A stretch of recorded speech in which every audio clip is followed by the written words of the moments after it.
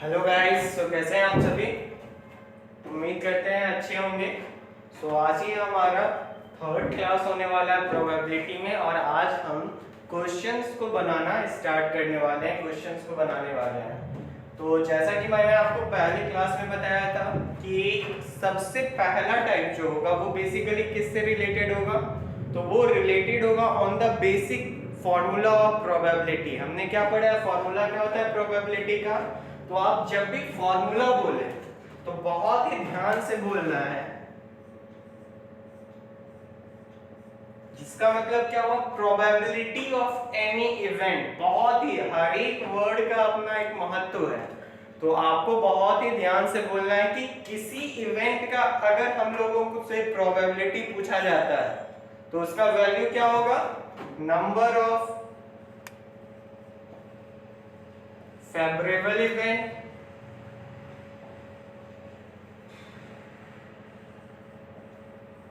Bye total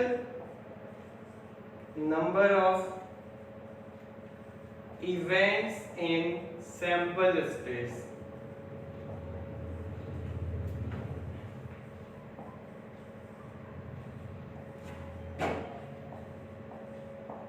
तो मैंने आपको फर्स्ट डे क्या बताया था, ये बेसिक फॉर्मूला है, और अब मैंने आपको वहां पे समझाया था कि इसका मतलब क्या होता है कि अगर कोई रैंडम एक्सपेरिमेंट होता है। एक बार हम लोग फिर से रिकॉल करते हैं, रैंडम एक्सपेरिमेंट बोलने का मतलब क्या, कोई भी जनरल काम, डाइस को थ्रो करना, कॉइन को टॉस करना, कार्ड से एक पैक ऑफ कार्ड से एक कार्ड निकालना, ये सारा क्या है, ये सारा एक रैंडम एक्सपेरिमेंट है। तो रैंडम एक्सपेरिमेंट का जो इवेंट होता है, जो आउटकम होता है, हम उसी को इवेंट बोलते हैं। अगर बात किया जाए कि हम एक कॉइन को टॉस कर रहे हैं, अगर एक कॉइन को टॉस कर रहे हैं तो आउटकम क्या क्या आ सकता है कॉइन टॉस करने पे, या तो हेड आएगा कॉइन में या तो टेल आएगा। तो ये क्या हो जाएगा, ये दोनों इवेंट है। मेरा रैंडम एक्सपेरिमेंट क्या है, टॉसिंग ऑफ अ कॉइन। और इस एक्सपेरिमेंट को करने के कारण से यहाँ पे हम लोगों को आउटकम जो आ रहा है उसको हम लोग इंडिविजुअली क्या बोल रहे हैं, इवेंट बोल रहे हैं। तो यहाँ पे अगर हम लोगों से पूछा जाए सैंपल स्पेस क्या होगा, तो हम लोग क्या बोलेंगे कि सैंपल स्पेस क्या होता है, कलेक्शन ऑफ ऑल आउटकम या कलेक्शन ऑफ ऑल इवेंट। जितना भी इवेंट किसी रैंडम एक्सपेरिमेंट से रिलेटेड होता है, उन सारे इवेंट्स को कलेक्ट करता है हमारा सैंपल स्पेस। क्लियर है ना। तो सबसे नीचे में देखिए, फॉर्मूला के नीचे में क्या है, total number of events in sample space. तो सबसे पहले आपको देखना है कि मेरा रैंडम एक्सपेरिमेंट मतलब काम क्या हो रहा है। जैसे ही मेरे को काम पता चला तो उसका पॉसिबल आउटकम क्या क्या हो सकता है वो आपको सोचना है, और उसको मेंशन करना है सैंपल स्पेस के अंदर, सारे पॉसिबल आउटकम्स को लिखना है। अब आपको देखना है कि कौन कौन सा ऐसा आउटकम है जो सेटिस्फाई कर रहा है जो क्वेश्चन में जिस इवेंट के बारे में बात कर रहा है, वो आपको सैंपल स्पेस से चूज करना है। क्लियर है ना। जैसे अगर यहाँ पे क्वेश्चन रहता find the possibility of getting a coin, sorry getting a head when a coin is tossed, तो ध्यान से समझना है रैंडम एक्सपेरिमेंट क्या हो गया, टॉसिंग अ कॉइन। तो जैसे ही मेरे को पता चला this is the random experiment, तो हमने क्या किया, सैंपल स्पेस को तैयार कर लिया। अब सैंपल स्पेस में ध्यान देना है कि ऐसा अलग अलग इवेंट क्या क्या आया है। सैंपल स्पेस के इवेंट वाले को ही इवेंट, सैंपल स्पेस के अंदर वाले से ही फेवरेबल आउटकम या नंबर ऑफ फेवरेबल इवेंट मिलेगा आपको। तो आपको हर एक एलिमेंट जो कि सैंपल स्पेस में आपने लिखा है, देखना है क्या ये क्वेश्चन को पूरा कर रहा है। अगर क्वेश्चन को पूरा करेगा तो उसको हम लोग क्या बोलेंगे कि फेवरेबल इवेंट है। और इसी तरीके से सारे फेवरेबल इवेंट को काउंट करना है, जितना नंबर आएगा उस नंबर को डिवाइड कर देंगे total number of element in sample space. Clear है ना। तो जैसे जैसे क्वेश्चन बनाएंगे और अच्छे से कंसेप्ट क्लियर होते जाएगा। तो चलिए आज का क्लास स्टार्ट करते हैं, और मैं ऐसा उम्मीद करता हूं कि आपको मजा आएगा।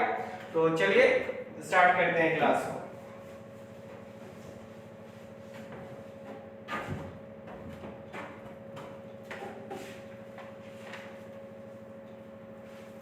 देखिए क्वेश्चन नंबर 1 क्या बोला जा रहा है What is the probability of drawing a king from a pack of 52 cards? मैंने आपको बोला था, बहुत ही अच्छे से मैंने आपको सेकेंड क्लास में ये बताया था। सेकेंड क्लास में मैंने आपको सारे रैंडम एक्सपेरिमेंट का बेसिकली आउटकम या सैंपल स्पेस बताया था। तो आपने अगर उस क्लास को नहीं देखा है तो जरूर देखिएगा। और उसको मैंने बोला था कि जब भी दो बातों का आपको ध्यान देना है, सैंपल स्पेस पहला चीज, और दूसरा चीज हमेशा क्वेश्चन लिख के आंसर बनाने का प्रयास करें। क्योंकि क्वेश्चन लिखने के दरमियान क्या होगा कि क्वेश्चन को आप एक बार रीड करोगे और माइंड में वो क्या होगा, रिकॉल होगा, और जैसे ही आपको ज्यादा से ज्यादा वो आपके माइंड में स्ट्राइक करना चाहिए, तब आप सॉल्यूशन जो लाओगे उसको समझ में आए। क्लियर है ना? तो ध्यान से देखिए, बोला जा रहा है पहला question, what is the probability of drawing a king from a pack of 52 cards. तो जैसे ही पैक ऑफ 52 कार्ड्स बोल दिया तो इसका मतलब सैंपल स्पेस क्या हो जाएगा। तो मैंने आपको बताया था कि सैंपल स्पेस बोलने का मतलब क्या, total possible outcome of that random experiment. तो यहाँ पे काम क्या हो रहा है कि एक कार्ड को निकाला जा रहा है। अब आप खुद सोचिए, ये जो कार्ड होगा वो 52 में से कोई भी हो सकता है। 52 में से कोई भी होने का बोलने का मतलब क्या, हमने क्या देखा है कि 13 कार्ड स्पेड के होते हैं, 13 कार्ड क्लब के होते हैं, 13 कार्ड हर्ट के होते हैं, और 13 कार्ड डायमंड के होते हैं। तो ये टोटल क्या है कि सैंपल स्पेस बेसिकली बोलने का मतलब क्या, all possible outcome. Random experiment जो काम किया जा रहा है उसका क्या क्या पॉसिबल आउटकम आ सकता है। तो यहाँ 52 में से एक कार्ड को निकालने का काम किया जा रहा है। तो सैंपल स्पेस में क्या आएगा, 52 का 52 पॉसिबिलिटी है कि कोई भी इवेंट आ सकता है। हो सकता है पहले में किंग ऑफ स्पेड आए, हो सकता है कि वो किंग ऑफ स्पेड ना हो, वो कोई नंबर वाला कार्ड हो सकता है वो किंग ऑफ क्लब हो। तो कोई भी चांसेस है। टोटल कितना सैंपल स्पेस में, अगर मैं आपसे पूछूं number of events in sample space, तो आप क्या बोलोगे कि सर जी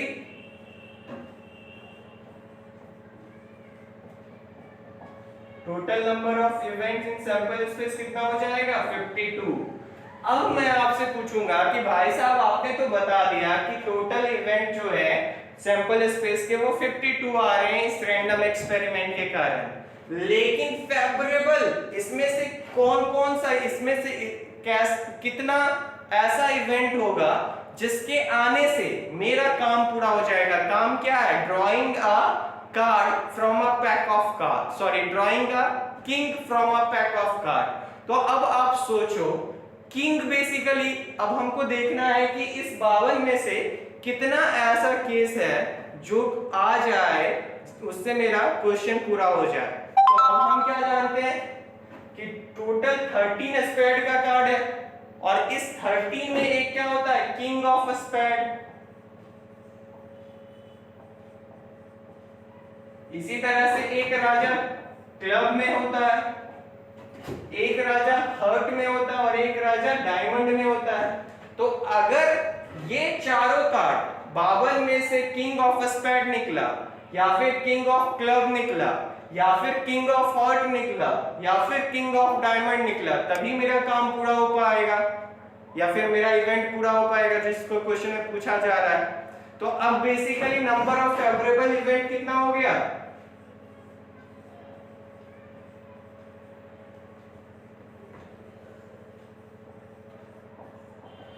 तो 4 हो गया। तो बहुत ही ध्यान से समझना है। सबसे पहले हमने सैंपल स्पेस को तैयार किया।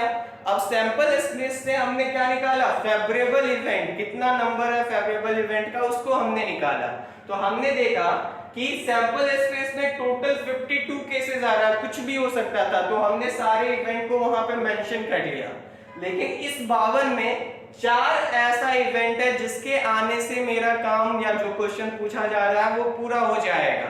कौन कौन सा ऐसा केस है, या तो किंग ऑफ स्पेड आ जाए, या तो किंग ऑफ क्लब आ जाए, या तो किंग ऑफ हार्ट आ जाए वो कार्ड, या फिर वो कार्ड किंग ऑफ डायमंड हो जाए। अगर इन चारों में कोई भी कार्ड आएगा मेरा काम पूरा हो जाएगा। तो अब basically probability of drawing a card क्या हो जाएगा?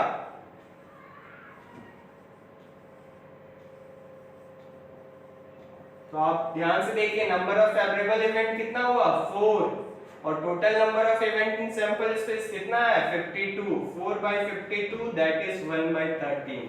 बहुत ही आराम से मैं 2 बार 3 बार रिपीट कर रहा हूं, आपके लिए कर रहा हूं, और मुझे ऐसा लग रहा है या फिर मुझे ऐसा लगता है कि आप सभी को समझ में आ रहा होगा। लेकिन अगर समझ में ना आए, आपको थोड़ा सा पेशेंस लूज नहीं करना है, धैर्य रखना है, बहुत ही आराम से जैसे नंबर ऑफ क्वेश्चंस ज्यादा हम लोग सॉल्व करते जाएंगे, हम लोगों को और अच्छे से कंसेप्ट समझ में आते जाएगा।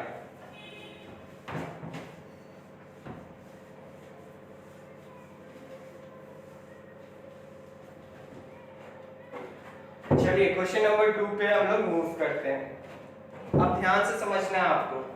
A single letter is selected at random from the word probability। बहुत ही सावधानी से क्या बोला जा रहा है भाई साहब? यहाँ पे जो रैंडम एक्सपेरिमेंट किया जा रहा है, यहाँ पे जो काम किया जा रहा है, वो क्या किया जा रहा है?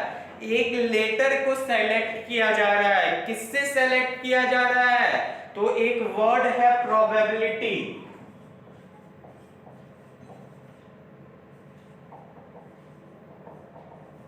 इसी में से किसी एक लेटर को उठाया जा रहा है, एक लेटर को चूज किया जा रहा है, सेलेक्ट किया जा रहा है। अब वो लेटर जो चूज किया जा रहा है वो वॉवेल होगा, इसका कितना चांसेस है ये बताइए। तो आप अभी मैं अगर आपसे पूछूं कि आप मेरे को ये बताओ, अगर एक लेटर चूज किया जा रहा है तो बेसिकली सैंपल स्पेस क्या होगा? इन्हीं लेटर्स में कोई लेटर वो आएगा। क्लियर है ना? अब फिर से समझो बात को। क्या किया जा रहा है? ये प्रोबेबिलिटी लेटर से एक लेटर को सेलेक्ट किया जा रहा है और पूछा जा रहा है ये जो लेटर आपने सेलेक्ट किया ये वॉवेल है, इसका कितना प्रोबेबिलिटी है। तो आप ध्यान से सोचो, ये जो आप कोई भी लेटर निकालो आएगा तो बेसिकली वो प्रोबेबिलिटी वाला ही लेटर हो सकता है कि पी आया हो सकता है कि आर आया हो सकता है कि ओ आया हो सकता है कि बी आया हो सकता है कि ए आया हो सकता है कि फिर से बी आया हो, दूसरा वाला बी आया हो।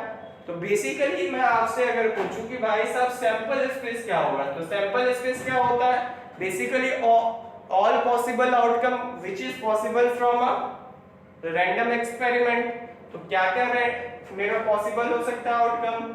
या तो पी आ सकता है वो लेटर जो चूज किया जा रहा है, या तो आर आ सकता है, या तो ओ आ सकता है, या तो बी, या तो ए, या तो बी, या तो आई, या तो एल, या तो आई, या तो टी, या तो वाई।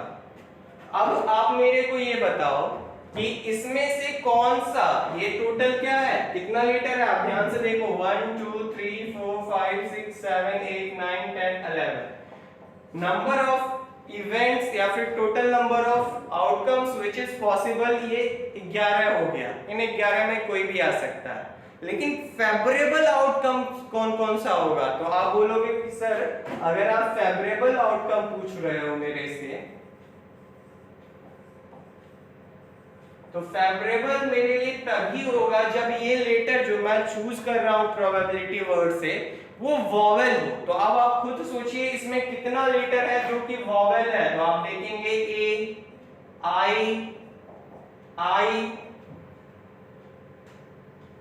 ए आई आई ओ, ये बेसिकली 4 लेटर है जो अगर आ जाए, वो अगर लेटर जो हमने निकाला अगर इन चारों में कोई हो तो मेरा काम पूरा हो जाएगा। तो हम इन चारों को क्या बोलेंगे? ये मेरे लिए फेवरेबल है, मतलब फेवरेबल इवेंट का वैल्यू कितना आ गया? 4। तो अब हम क्या पढ़े हैं?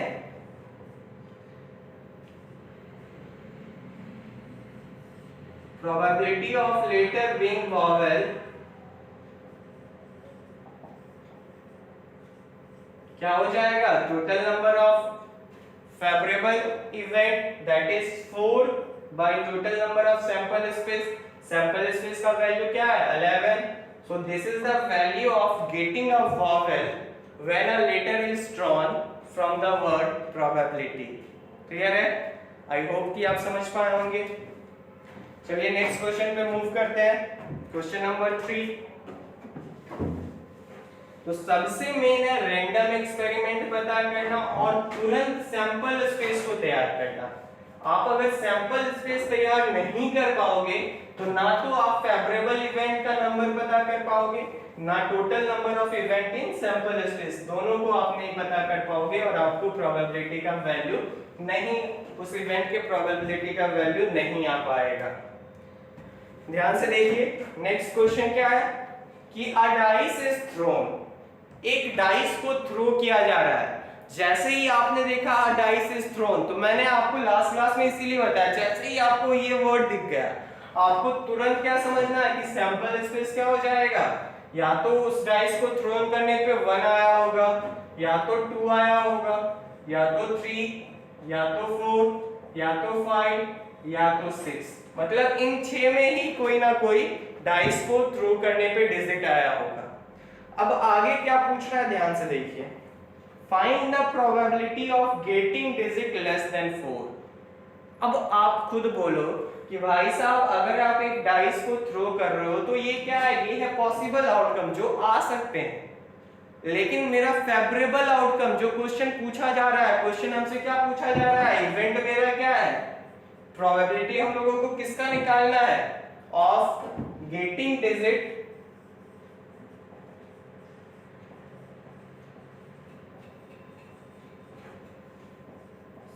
Less than 4। तो आप मेरे को खुद बताओ कि फेवरेबल आउटकम का कौन कौन सा ऐसा इवेंट होगा सैंपल स्पेस का जो कि फेवरेबल आउटकम का पार्ट होगा या फेवरेबल इवेंट का पार्ट होगा। तो आप क्या बोलोगे कि वो डिजिट अगर 1 है तो मेरा जो इवेंट है वो कंडीशन पूरा हो रहा है, मतलब अगर 1 आ जाए तो मेरा काम बन जाएगा, तो वो भी फेवरेबल इवेंट में आ जाएगा। 2 आ जाए तो भी मेरा काम बन जा रहा है, 3 आ जाए तो भी मेरा काम बन जाएगा, लेकिन 4 आएगा तो काम नहीं बनेगा, क्योंकि क्या बोल रहा है, द नंबर, हम लोगों को प्रोबेबिलिटी किसका निकालना है, तो हम लोगों को प्रोबेबिलिटी निकालना है नंबर लेस देन 4, मतलब मेरा फेवरेबल आउटकम या इवेंट क्या क्या हो जाएगा, 1 2 3। अब आप मेरे को बताओ सैंपल स्पेस में टोटल कितना आउटकम आया, 6, फेवरेबल इवेंट का टोटल वैल्यू कितना आ गया, 3। तो अब probability of getting numbers less than 4, इसका वैल्यू क्या हो जाएगा, 3/6, दैट इज 1/2। क्लियर है? आई होप आप समझ पा रहे होंगे। और ये क्वेश्चन 2013 में आ चुका है, सो आप समझ सकते हो कि ज्यादा हार्ड एग्जामिनेशन में नहीं पूछा जाता, बट आपका बेस क्लियर होना चाहिए, तभी आप अच्छे से बना पाओगे, इस क्वेश्चन को सॉल्व कर पाओगे।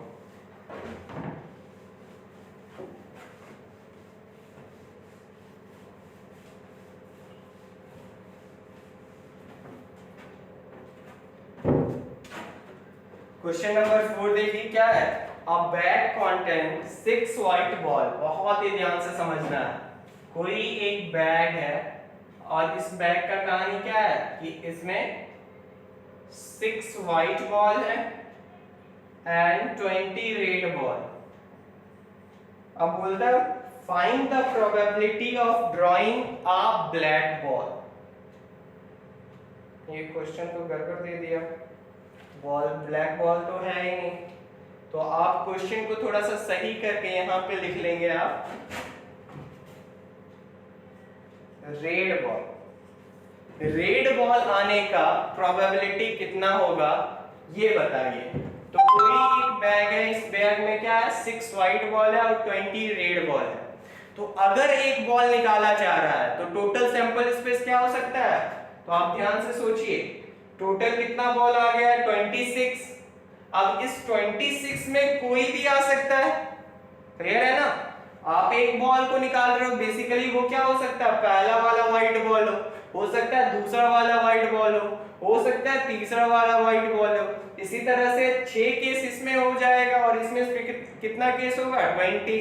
तो इन 20 + 6 में से कोई भी आ सकता है, तो अगर मैं आपको बोलूंगा इनडायरेक्टली, आप अगर मेरे को सैंपल स्पेस बताना चाहोगे तो आप क्या बोलोगे कि sir W1, W2, W3, W4, W5, W6 dot dot dot R1, R2, R3 dot dot dot R20। तो आप बोलोगे मेरे को sir this is the total possible outcome that can comes when a ball is drawn from this bag. यही मेरा क्या है, possible outcomes है जो कि आ सकता है जब एक बॉल को निकाला जा रहा है इससे। अब मैं आपसे पूछूंगा कि क्वेश्चन क्या है। अब क्वेश्चन को पढ़िए और मेरे को अब बताइए कि फेवरेबल इवेंट कितना है। तो क्वेश्चन में किसका प्रोबेबिलिटी पूछा जा रहा है, probability of drawing a red ball. तो आप खुद सोचो इसमें से मेरा काम कब पूरा होगा, जब R1, R2, R3 से लेके R20, यहाँ बेसिकली 20 रेड बॉल है, तो इस 20 में कोई भी रेड बॉल आए तो मेरा काम पूरा हो जाएगा। तो अगर मैं आपको बोलूं कि आप फेवरेबल इवेंट को तैयार करो तो आप क्या बोलोगे, फेवरेबल इवेंट का पार्ट क्या क्या हो जाएगा, R1, R2, R3, R4 से लेके R20। तो बेसिकली 20 ऐसा केस है जो कि फेवरेबल इवेंट का वैल्यू है या फिर फेवरेबल इवेंट को सपोर्ट कर रहा है, और टोटल सैंपल स्पेस में कितना केस हो गया, 26। तो अब आप मेरे को बताओ रेड बॉल का प्रोबेबिलिटी क्या हो जाएगा, 20/26 दैट इज 10/13। ये हो गया रेड बॉल आने का प्रोबेबिलिटी।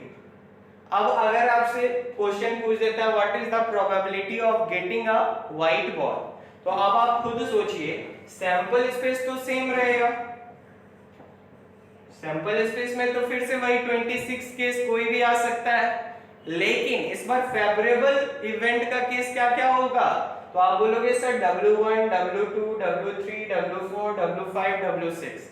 अगर इन 6 केस में कोई भी केस आ जाए तो मेरा काम बन जाएगा, मतलब इन 6 केस में कोई भी केस, तो नंबर ऑफ फेवरेबल इवेंट कितना हो जाएगा, 6।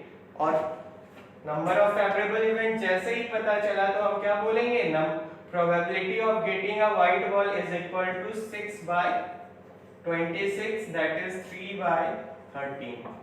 क्लियर है, आई होप आप समझ पाए होंगे।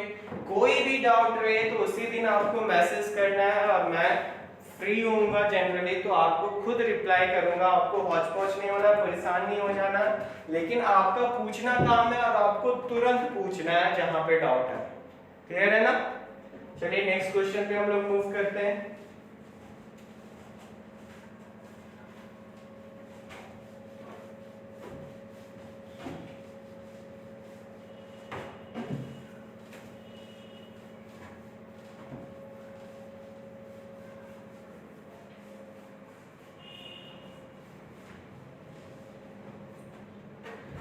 ध्यान से देखिए नेक्स्ट क्वेश्चन क्या है। A bag contains 10 white ball and 20 red ball. Find the probability of drawing a red ball from the bag.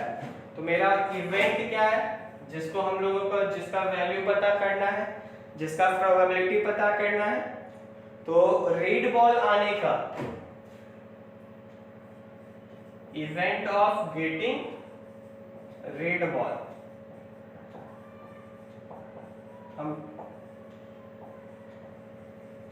तो हमें PE का वैल्यू निकालना, probability of getting red ball. अब नेक्स्ट देखिए फिर से उसी तरीके से सैंपल स्पेस क्या हो जाएगा, तो number of element in sample space. Sample space बोलने का मतलब क्या हो गया कि टोटल आउटकम क्या क्या आ सकता है। तो हम क्या देख रहे हैं कि 10 व्हाइट बॉल है और 20 रेड बॉल है, मतलब टोटल 30 केस है और 30 केस में कोई भी आ सकता है जब हम एक बॉल को चूज कर रहे हैं। तो नंबर ऑफ एलिमेंट या फिर number of events in sample space कितना हो जाएगा, 30।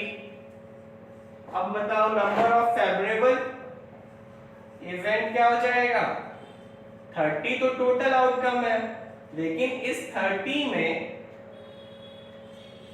कितना ऐसा केस है जिसके आने से मेरा वैल्यू, मेरा क्वेश्चन जो है वो आ सकता है, कितना ऐसा केस है। तो आप क्या बोलोगे कि सर 20 रेड बॉल है, तो 20 बेसिकली ऐसा केस है जिसके आने से मेरा बात बन जाएगा।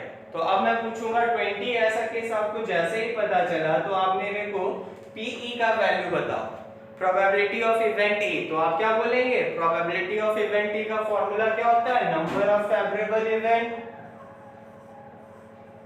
Bye total number of event in sample space।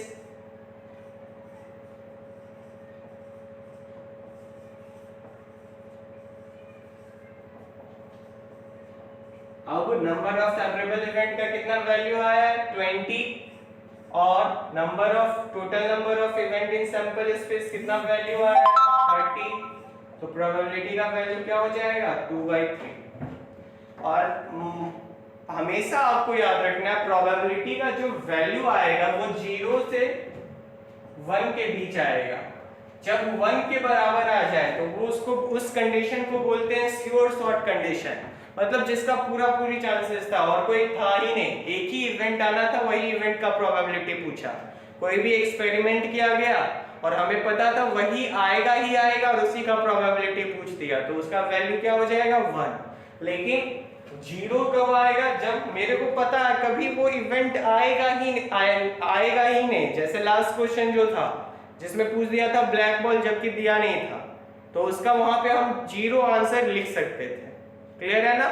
तो इसको बोलते हैं श्योर शॉर्ट इवेंट और इसको क्या बोलते हैं जहां पे हम लोग कंफर्म है जो केस जो इवेंट के बारे में क्वेश्चन जिसका प्रोबेबिलिटी पूछा जा रहा है वो कभी नहीं आएगा, तो उसका वैल्यू क्या हो जाएगा 0।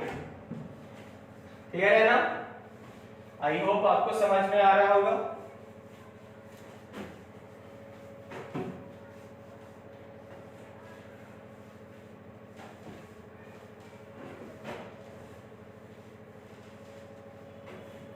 चलिए नेक्स्ट क्वेश्चन पे मूव करते हैं। क्वेश्चन नंबर 6, अब from a pack of 52 cards one card is drawn.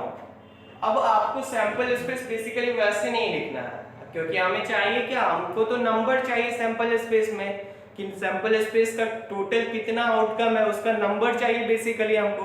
तो अगर आप टोटल सोच सकते हो कि क्या क्या होगा और उस केसेस में आप फेवरेबल इवेंट को सोच सकते हो तो आपको टोटल यहाँ पे केस नहीं लिखना है।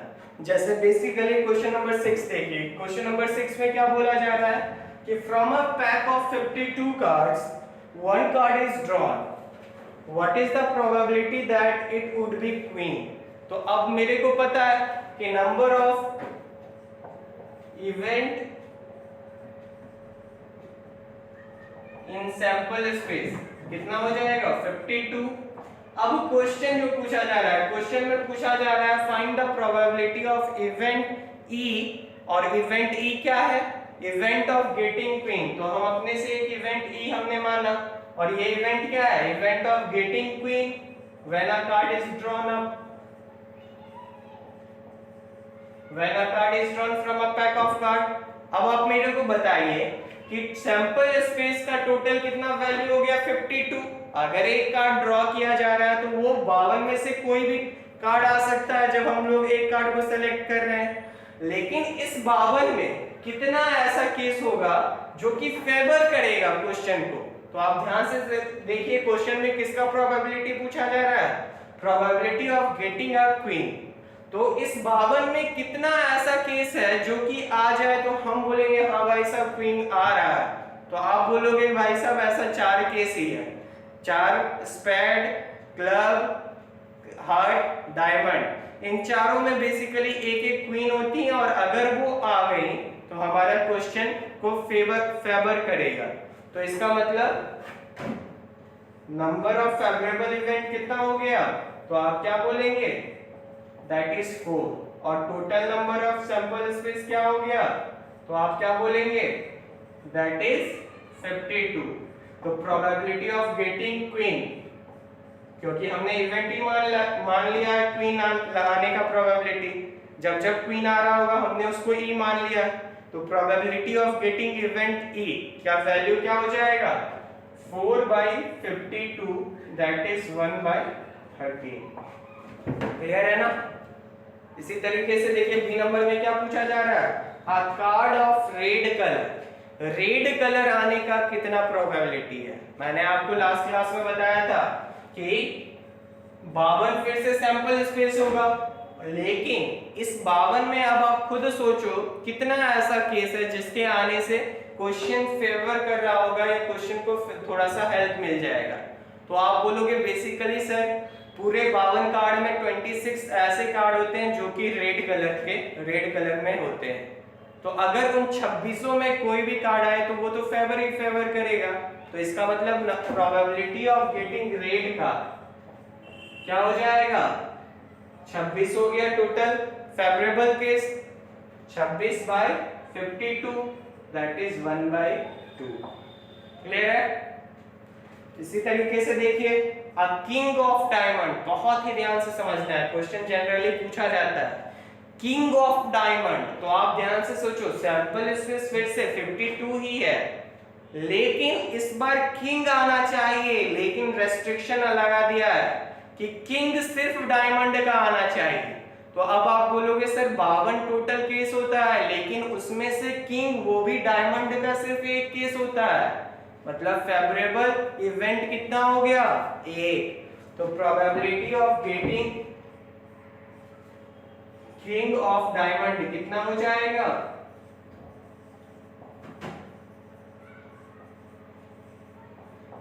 1/52। क्लियर है ना। आई होप आप समझ पा रहे होंगे। चलिए नेक्स्ट क्वेश्चन पे हम लोग मूव करते हैं, क्वेश्चन नंबर 7।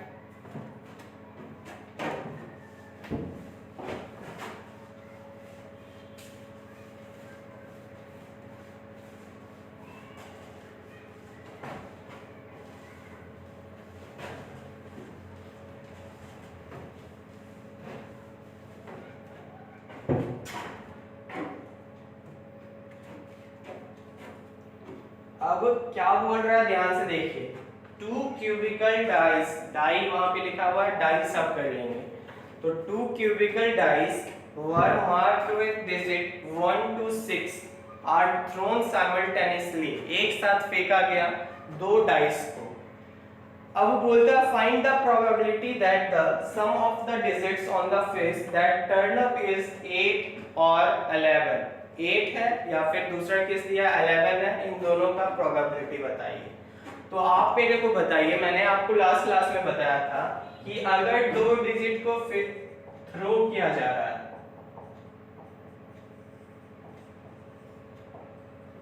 तो बेसिकली मेरा सैंपल स्पेस क्या क्या आ सकता है। तो मैंने आपको बताया था एक डिजिट के थ्रो करने पे टोटल 6 केस, तो 2 डिजिट के थ्रो करने पे टोटल कितना हो जाएगा, 6 का पावर 2 दैट इज 6 का स्क्वायर, 36 केस। और क्या क्या होगा ध्यान से देखिए, सैंपल स्पेस के केस क्या क्या हो जाएंगे, 1 1, इसी तरीके से 1 6 लास्ट वाला होगा, टोटल इसमें कितना केस आ जाएगा, 6। दूसरा हम क्या बोल सकते हैं, 2 1 2 2 2 3 लास्ट 2 6। इसका मतलब क्या हो गया बेसिकली कि पहले डाइस पे 2 आ रहा है, दूसरे डाइस पे 1। इसी तरीके से हो सकता है कि पहले डाइस पे 2 आया और दूसरे डाइस के फेस पे भी 2 आया हो सकता है कि पहले डाइस के फेस पे 2 आया और दूसरे डाइस के फेस पे 3 आया हो। तो टोटल 2 से रिलेटेड कितने केस आ सकते हैं, 6। इसी तरीके से पहले डाइस पे हो सकता है कि 3 आया और दूसरे पे 1 आया। 3 से रिलेटेड टोटल कितने केस आ जाएंगे, 6। उसी तरीके से हो सकता है कि 4 1, 4 से रिलेटेड भी 6, 5 से रिलेटेड भी 6,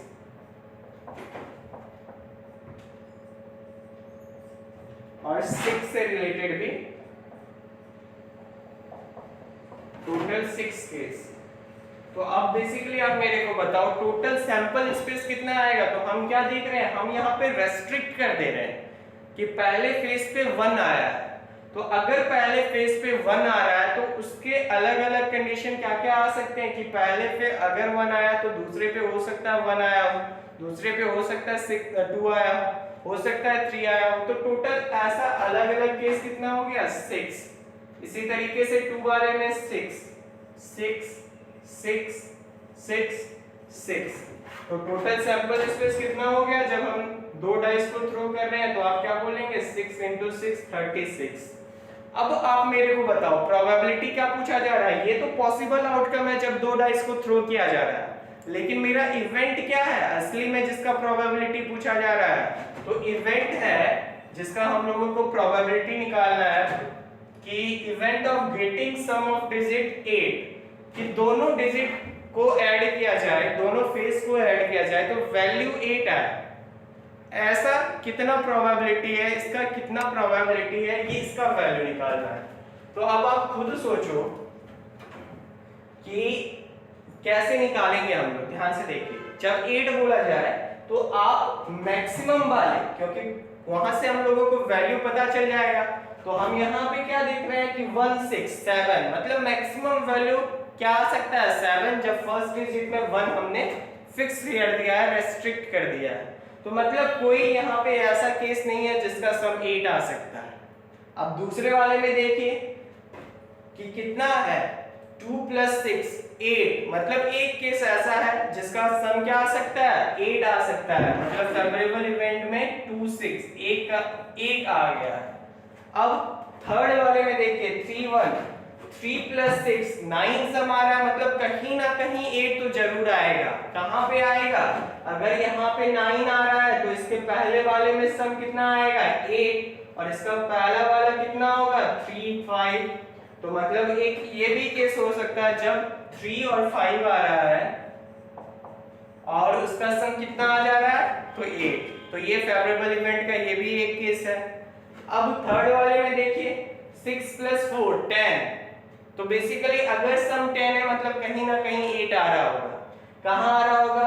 यहाँ पे 10 9 8, मतलब 4 वाले केस में सम कितना आ रहा है? 8। तो ये भी क्या हो गया? फेवरेबल आउटकम का एक केस हो गया। नेक्स्ट देखते हैं 5 + 6 11 सम आ रहा है, मतलब यहाँ भी कहीं ना कहीं एक ऐसा केस होगा जिसका सम 8 आएगा। तो कौन सा हो जाएगा? ध्यान से देखिए 11 10 9 8, मतलब 5 और 3 वाला एक ऐसा केस है जिसका सम 8 आ रहा है।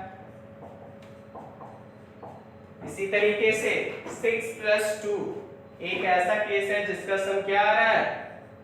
8 आ रहा है। तो ये क्या हो गया? ये सारा अगर आ जाए तो ये क्या है कि जो क्वेश्चन में पूछा जा रहा है उसको फेवर करेगा। तो अब आप मेरे को बताइए प्रोबेबिलिटी ऑफ इवेंट ई क्या हो जाएगा? तो आप ध्यान से देखिए, number of event in sample space क्या है? तो 5 है, और total number of events number of events in favourable case कितना है? 5, और total number of event in sample space कितना है? 36। तो प्रोबेबिलिटी ऑफ इवेंट कितना आ जाएगा? 5/36। क्लियर है ना? इसी तरीके से 11 आने का प्रोबेबिलिटी कितना होगा? तो आपको बेसिकली देखना है कि ये 36 में कितना ऐसा सम होगा जिसका कितना ऐसा वैल्यू है जिसका सम 11 आएगा। तो आप क्या करेंगे? लास्ट वाले दोनों फेस पे जो वैल्यू आ रहा है उसको ऐड करेंगे, वहां पे पता चल जाएगा। अगर 11 के इक्वल है मतलब वहां भी आएगा, 11 से बड़ा है तो भी 11 आएगा। तो अब ध्यान से देखिए 1 + 6 7, तो 7 मैक्सिमम वैल्यू जो कि आ सकता है जब पहले डाइस पे 1 को हमने फिक्स किया है। इसी तरीके से 8 वैल्यू मैक्सिमम है जो कि आ सकता है जब हमने पहले डाइस पे 2 को फिक्स किया है। 3 + 6 9 इज द मैक्सिमम वैल्यू, तो ये तो फेवरेबल केस में आएगा नहीं। 4 + 6 10, ये भी बात नहीं बना पा रहा है। 5 + 6, तो ये तो बात बन जाएगा। अगर 11 आ जा रहा है तो मतलब फेवरेबल आउटकम का एक केस क्या हो जाएगा? 5 6। अब लास्ट वाला में देखते हैं 6 + 6 12 आ रहा है, तो बेसिकली एक केस और यहाँ पे है। कौन सा केस है? जब पहले में 6 आए और दूसरे डाइस में 5 आए। तो ध्यान से देखिए फेवरेबल आउटकम का केस कितना आ गया है? 2। तो अगर हम आपको प्रोबेबिलिटी पूछे, प्रोबेबिलिटी ऑफ गेटिंग 11, तो आप क्या बोलेंगे? सर 2 है फेवरेबल केस और total number of case in sample space कितना है? 36। तो प्रोबेबिलिटी क्या हो जाएगा? 2/36, दैट इज 1/80। क्लियर है? आई होप आप समझ पा रहे होंगे। क्वेश्चन नंबर 8 जो है उसको मार्क कर लीजिएगा। ये क्वेश्चन हम लोग लास्ट में पढ़ेंगे जब बर्नौलीज ट्रायल पढ़ेंगे। क्यों? क्योंकि रीजन क्या है आप खुद सोचो। पूछा जा रहा है find the chance of drawing 10 when 3 dice are thrown। अब 3 डाइस थ्रो किया जाएगा तो आप खुद सोचें कि टोटल पॉसिबल आउटकम क्या हो जाएंगे 6 का पावर 3 दैट इज 216। अब 216 केस क्या पॉसिबल है यहाँ पे लिखना, और 216 को लिखने के बाद ये देखना कि सम कहाँ पे 10 आ रहा है। जब हम लिख ही नहीं सकते तो पॉसिबल भी नहीं है निकालना। तो ऐसा केस जहां पे हम सैंपल स्पेस को नहीं लिख सकते या थोड़ा सा हार्ड होगा, उसको हम लोग बर्नौली ट्रायल से सॉल्व करते हैं, और वो सबसे लास्ट क्वेश्चन है प्रोबेबिलिटी चैप्टर का। क्लियर है ना? तो उसको अभी हम लोग थोड़ा सा छोड़ते हैं, आप लोग टिक मार लेंगे क्वेश्चन नंबर 8 को। अब क्वेश्चन नंबर 9 को भी टिक मार लेंगे। देखिए ये क्वेश्चन भी 2008 में पूछा गया है, तो मतलब इनडायरेक्टली बर्नौलीज ट्रायल भी इंपॉर्टेंट है। ठीक है ना? तो क्वेश्चन नंबर 9 को भी आप टिक मारेंगे। अब देखिए question number 10, what is the chance that a non-leap year should have 53 Tuesday. तो इसको आप थोड़ा सा पहले करेक्शन इस क्वेश्चन में करेंगे। क्वेश्चन देना क्या चाहिए ना 53rd ट्यूसडे। इसका मतलब क्या हुआ 53वां मंगलवार आने का संभावना क्या है एक नॉन लीप ईयर में, उसका प्रोबेबिलिटी निकालिए। लेकिन क्वेश्चन दिया क्या 53। ध्यान से समझिए अंतर। पहले हम लोग क्या जानते हैं कि लीप ईयर जब बोला जाए तो टोटल लीप ईयर में कितने दिन होते हैं 366, और नॉन लीप ईयर में कितने दिन होते हैं 365। अब आप बातों को समझे, बहुत ही इंपॉर्टेंट पैटर्न है, एग्जामिनेशन में पूछा जाता है तो बहुत ही ध्यान से समझना है। इस अगर मैं आपसे पूछूं कि 52 मतलब बेसिकली ये जो 52 है वो क्या है, तो टोटल वीक है जो कि होगा ही होगा, चाहे वो लीप ईयर हो चाहे वो नॉन लीप ईयर हो। बेसिकली 52 वीक बोलने का मतलब कितना डे, तो आप बोलेंगे 52 into 7 364 डे। ध्यान से समझिएगा बातों को। तो ये क्या है, ये हमेशा होगा ही होगा, 52 वीक तो हमेशा होगा, चाहे वो लीप ईयर का साल है चाहे वो नॉन लीप ईयर वाला साल है। अब क्वेश्चन में हम लोगों से क्या पूछा जा रहा है कि find the probability of 53rd Tuesday. 53वां ट्यूसडे होगा। अब ध्यान से देखिए नॉन लीप ईयर बेसिकली बोलने का मतलब कितना दिन बच जा रहा है 364 दिन तो होगा ही होगा, मतलब सारा पैर में होगा 7 दिन, लेकिन एक दिन नॉन लीप ईयर में बच जा रहा है। अब ये जो एक दिन होगा वो 53वां दिन होगा, सॉरी 53वां होगा, चाहे वो जो भी हो। तो अब ये पूछ रहा है जो एक दिन बच रहा है ये मंगलवार होगा, इसलिए मैंने बोला क्या 53rd यहाँ पे लगा होना चाहिए, क्योंकि बेसिकली हम लोगों को इस एक का प्रोबेबिलिटी पूछ रहा है। ये जो एक दिन बच रहा है वो मंगलवार होगा, इसका प्रोबेबिलिटी बच जाएगी।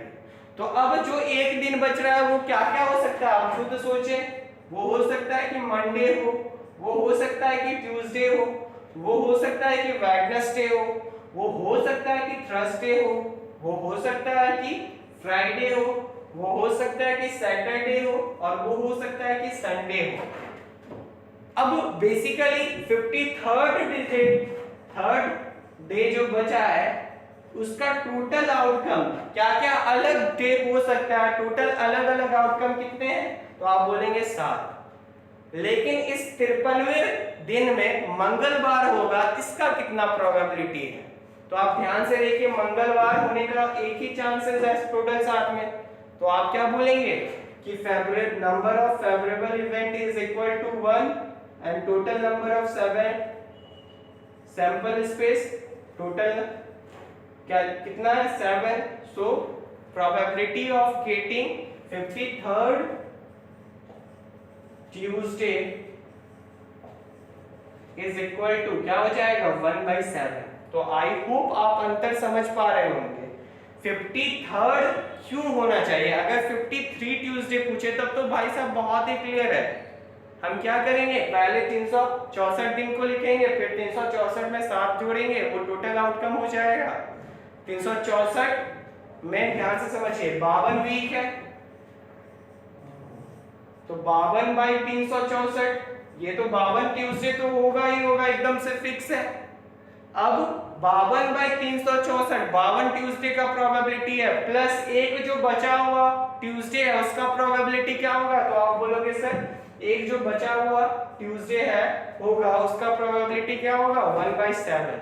तो अंतर समझिए, यहाँ पे 53 ट्यूसडे बोला गया, तो जब 53 ट्यूसडे बोला जाए इंडिविजुअली तो इसका मतलब क्या हो गया? पहला 52 ट्यूसडे प्लस एक जो दिन बच रहा वो भी ट्यूसडे, उसका चांसेस बताइए। तो पहला 52 ट्यूसडे होने का कितना प्रोबेबिलिटी होगा? 52/364 प्लस एक दिन जो बचा वो भी ट्यूसडे हो, उसका कितना प्रोबेबिलिटी है? 1/7। तो क्वेश्चन में आप थोड़ा सा करेक्शन करेंगे, और जनरली एग्जामिनेशन में ऐसा ही देता है, तो आपको समझना है चाहे 53rd लिखा रहे या नहीं, तो उसका अप्रोच क्या बनाने का होगा? तो ये वाला अप्रोच होगा। क्लियर है ना? एग्जामिनेशन में बहुत बार पूछा गया है। एक और क्वेश्चन आप देखेंगे, ये क्वेश्चन नंबर 10। क्वेश्चन नंबर 11 देखेंगे, जस्ट इसके बाद वाला है, वो लीप ईयर से एसोसिएटेड है। तो अब आप मेरे को ये बताइए कि अगर मैं आपसे लीप ईयर के बारे में बात करूं तो फिर से आप बोलोगे सर 52 वीक तो एकदम होना ही होना है, मतलब 52 वीक में एक वीक में जो भी 7 डे का पेयर बन रहा है हर एक दिन 52 बार रिपीट होगा। लेकिन इस केस में क्या हो रहा है? 2 डे बच जा रहा है, 2 दिन एक्स्ट्रा बच जा रहे हैं। अब ये 2 दिन क्या क्या हो सकते हैं आप खुद सोचिए, अलग अलग केस क्या क्या आ सकते हैं। तो आप क्या बोलोगे कि सर ये हो सकता है संडे मंडे हो, ये हो सकता है मंडे ट्यूसडे 2 दिन, क्योंकि 2 दिन बोला जा रहा है तो लगातार ही होगा। ऐसा नहीं होगा कि पहला दिन संडे और दूसरा उसके नेक्स्ट वाला दिन फ्राइडे, ऐसा तो नहीं हो सकता।